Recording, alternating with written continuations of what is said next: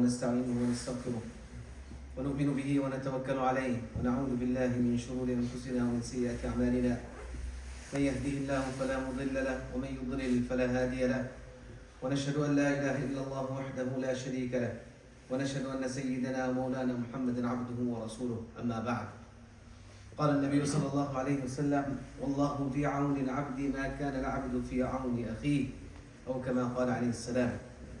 Honorable brothers and sisters in Islam, Assalamu alaikum wa rahmatullahi wa barakatuh.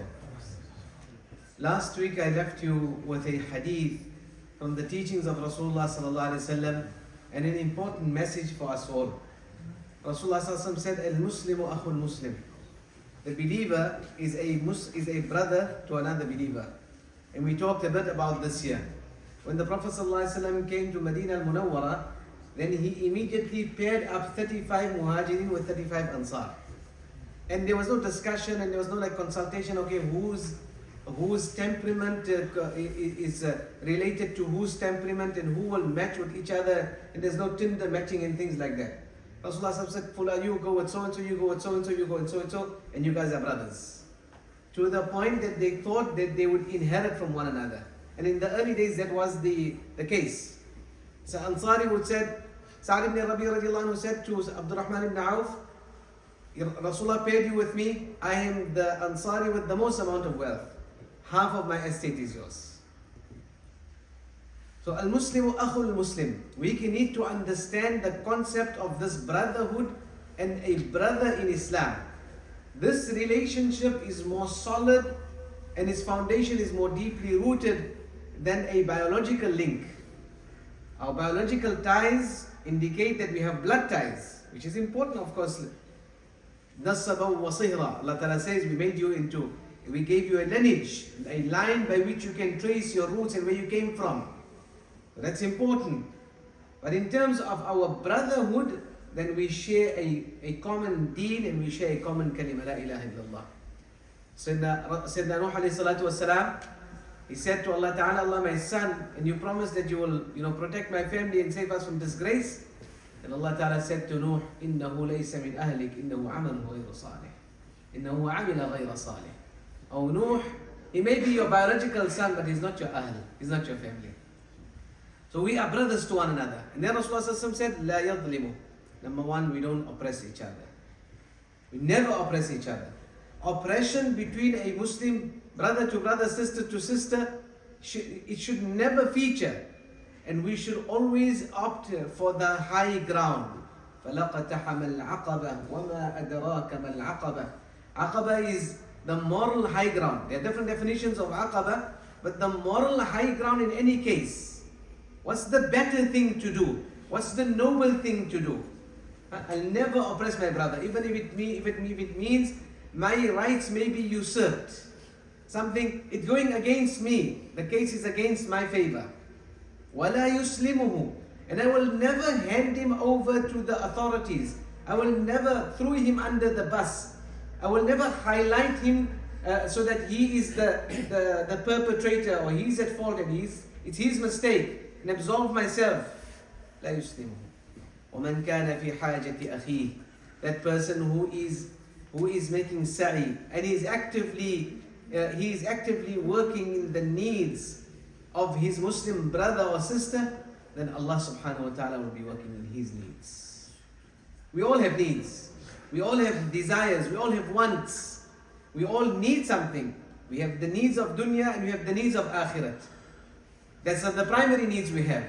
Dunya, we need sustenance, we need our weekly wage, we need basic commodities and wealth to live off, we need food, we need shelter. Akhirat-wise, we need to be safe from the problems of our graves and the difficulty of the grave and the questioning, and then the road the day after onwards all the way to Jannah. So we have needs. Find ourselves and find yourself in the need of your Muslim brother, and Allah Ta'ala will take care of your needs. But we have to have yaqeen on the words of Rasulullah sallallahu alaihi wasallam and the teachings of Nabi alayhi salatu wasalam. And those of us and those of you who have experienced this will understand that how often you may put your needs aside and your desires and wants aside, and you are striving in helping your Muslim brother to achieve his goal or his necessities, whatever it may be. And in the process, Allah Ta'ala is taking care of so much for you. Subhanallah. We need the basira. We need that internal eye of iman to be able to see that is happening for us, so that we continue in that line. وَمَنْ كَانَ فِي حَاجَةِ أَخِيهِ كَانَ اللَّهُ فِي حَاجَتِهِ وَمَنْ فَرَّجَ عَنْ مُسْلِمٍ كُرْبَةً. If you are a means to uplift a difficulty for your Muslim brother in this dunya, Allah Ta'ala will uplift the difficulties of your akhirat for you. The difficulties of dunya means nothing. When you got, the minute you experience ease after difficulty, you forget of those days that are gone. Even if it may stretch out 1 year, 2 years, you get the visa, mashallah, you forgot all the days of your struggles. So many people in that regard. You don't have work. People suffer for months on end. They don't have work. Looking. And they're asking for help and for handouts. And they're going to the government and MSD. But the minute Allah Ta'ala blesses them with a job after some struggle, all of those days and months are forgotten. There's nothing. The real difficulties are the difficulties of the akhirat. لا ينفع مال ولا بنون. On the day of Qiyamah, there's no one another to help you. It's nafsi. It's you and your Allah. It's me and my Allah. Don't come here. The expecting mother will drop her fetus. The nursing mother will abandon her child. Brother doesn't know brother. I don't know. I don't know who you are. Father doesn't know son. That's the difficulties of the day of Qiyamah. When a person will be drowning in their own perspiration according to the extent of their amal and their actions. But if we can uplift one difficulty, Allah Ta'ala says, Nabi Sallallahu Alaihi Wasallam said, one difficulty, kurbatan, one difficulty, dunyawi difficulty of our Muslim brother or sister, Allah Ta'ala will uplift on behalf of that, or in lieu of that, a difficulty from the difficulties of the akhirat for us. We live in a Western society, so we are always, they teach you, you must first put on your mask, then you put on the mask of others. That's the Western concept. You must always have your rights first, then you worry about your responsibilities. It's always me, and then after that we'll see. What's left over? Okay, fair, no problem. Sahaba didn't deal like that. They said, you take the best of our wealth. Take half of my estate. I got 2 wives and divorced one, you take that and you marry the other one. They didn't think like that. Because they put the needs of their brothers first, and Allah Ta'ala immediately came to their rescue.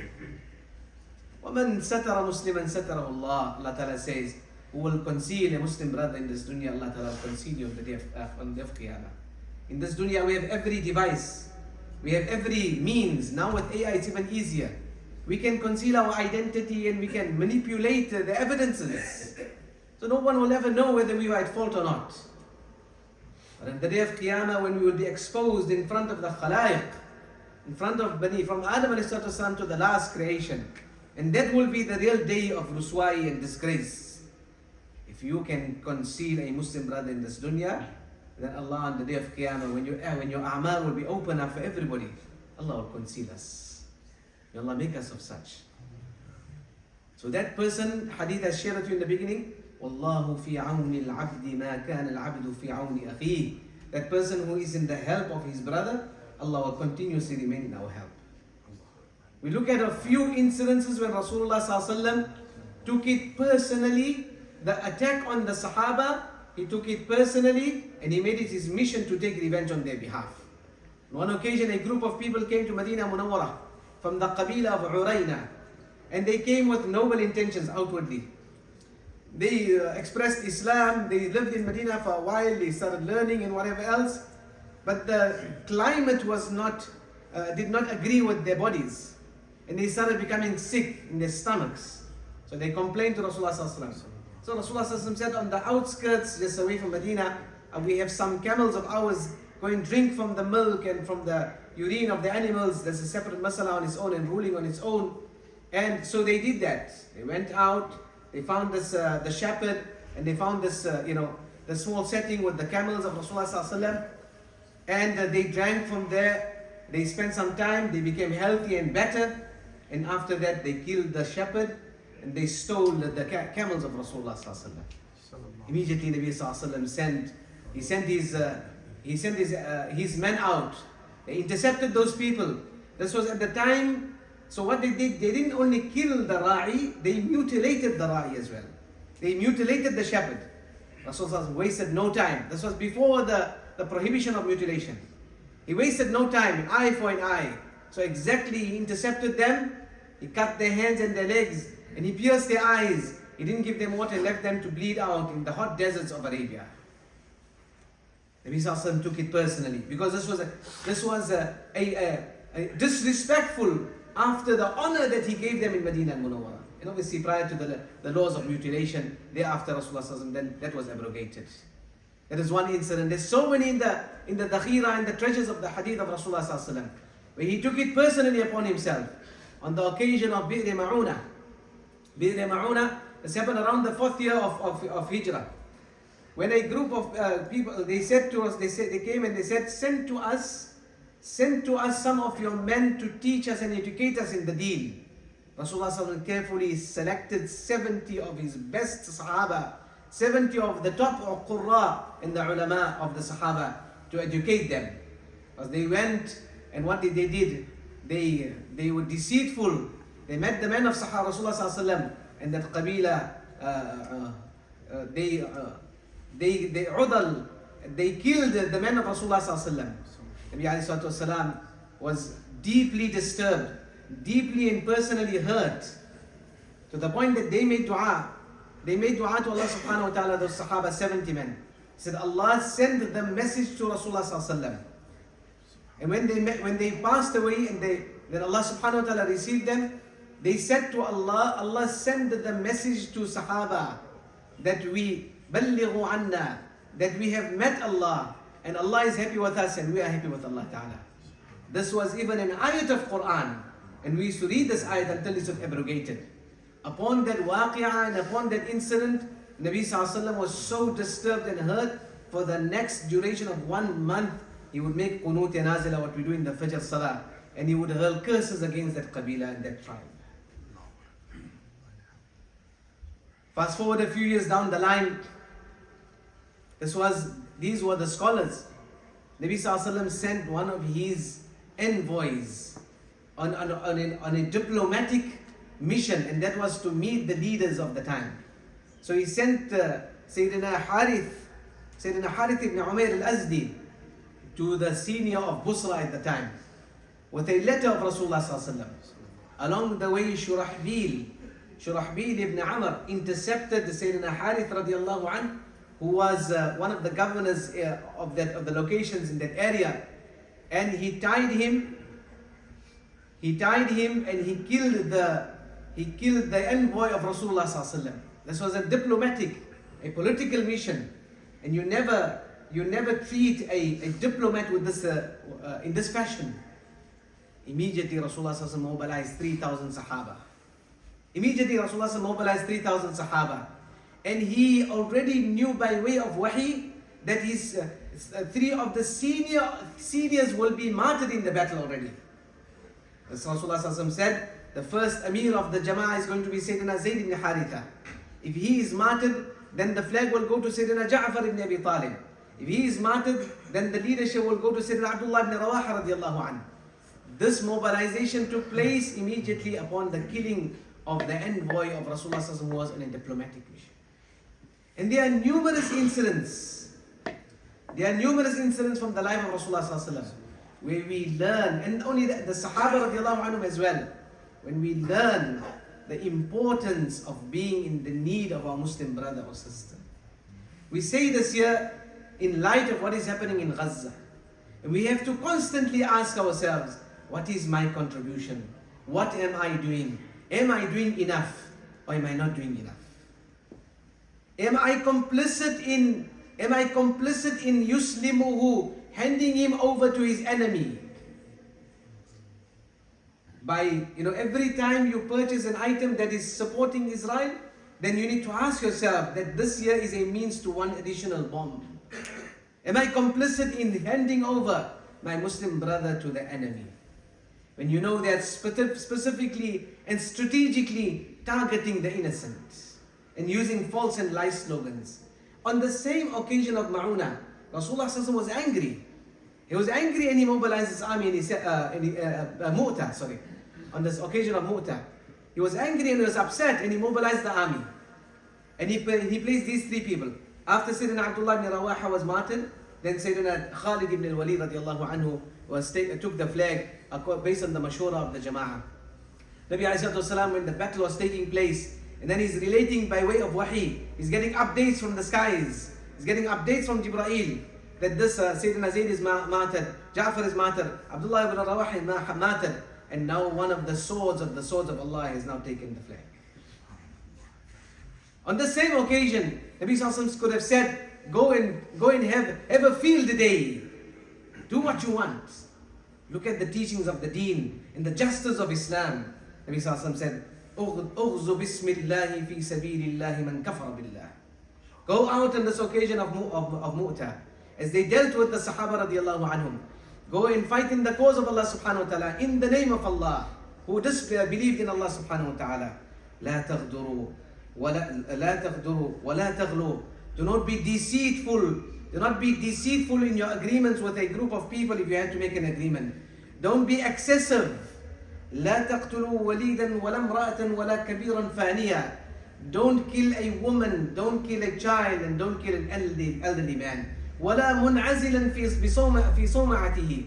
And that monk who is in his monastery and is worshipping his Lord, leave such people alone. This is the justice of the deen of Islam. And in the name of the Torah, these people are killing innocent people. We have to ask the question we have to ask, are we doing enough? Am I really following the deen of Islam? Or am I living this Western culture, every man for himself, God for all? We'll see if the UN says something or the UN doesn't say something. And if the UN makes a decision or doesn't make a decision. By the time they make a decision and calls it out explicitly a genocide, possibly 500,000 will be dead. We have to ask ourselves, what am I doing? What is my contribution? Yes, everybody has some level of pain, some level of hurt. Is it enough? Is my dua enough? Am I shedding that tear that matters? Am I sacrificing something? There must be a sacrifice behind my efforts. What am I sacrificing? And we have to ask ourselves all the time, that our finances, is it coming with a sacrifice? It's going to matter and it's going to work. And the level and the degree of sincerity is going to be elevated. When those people are going out, and the journalists are going out on the flotillas, at the moment the Sumut flotilla is out, 50 ships from 50 different locations. They know that when they reach there, they will be intercepted, possibly detained, possibly their passports will be taken away, possibly sent back to their countries. And who knows, at this 50 now, there could even be a physical retaliation. There is a degree of sacrifice. And all of these people, there are a handful of Muslims there. We should be the ones who should be there. But unfortunately, we find the rest of the world is shouting the cause of the deen. The rest of the world is shouting the cause of the Muslims. This is the deen we have come to learn. This is the deen which was shared to us. We have to be in the haja and in the need of our Muslim brothers and our Muslim sisters. If not, then Allah will deal with us accordingly. May Allah protect us all. لا تقتلوا, don't kill a child, don't kill an elderly man, don't kill a woman, don't kill a worshipper who's not participating in the battle with you. Don't destroy infrastructure. لا تقطعوا نخلا ولا شجرة ولا تهدموا بناء. Don't destroy the plantations and the trees and the orchards, and don't bring down buildings. It's precisely and exactly what the IOF is doing. May Allah subhanahu wa ta'ala grant a victory. May Allah subhanahu wa ta'ala open up for our Muslim brothers and sisters. As you know that every single week, in some format or the other, there is some noise that is being made in the weekends. To the point that people are getting tired, but they have to continue and continue. Otherwise, then the voice, this is the only form of a struggle that we can make and people can make. Amongst the many others, the little that we can do. As you know, next week Saturday, inshallah. Next week Saturday is a massive march that is being planned. March the bridge. Search it up and you get all the details, and there's details outside there and everywhere else. This is the time when our numbers are going to matter. We are going through elections at the moment, and every vote counts. And ask the politicians how every vote counts. See, our politicians need to know that they are in position because of us. And if they are not going to listen to our voice, then we are going to give the vote to somebody else. This is the least we can do. May Allah subhanahu wa ta'ala alleviate the pain of our brothers and sisters in Gaza in any way in the world that they are suffering. May Allah subhanahu wa ta'ala remove and extract the cancer of the dunya that is currently destroying the world and the peace in the dunya. May Allah subhanahu wa ta'ala restore aman and aman. May Allah subhanahu wa ta'ala bring back the Musas and the Umars of the dunya to deal with the tyrants of the world. Wa akhiru da'wana.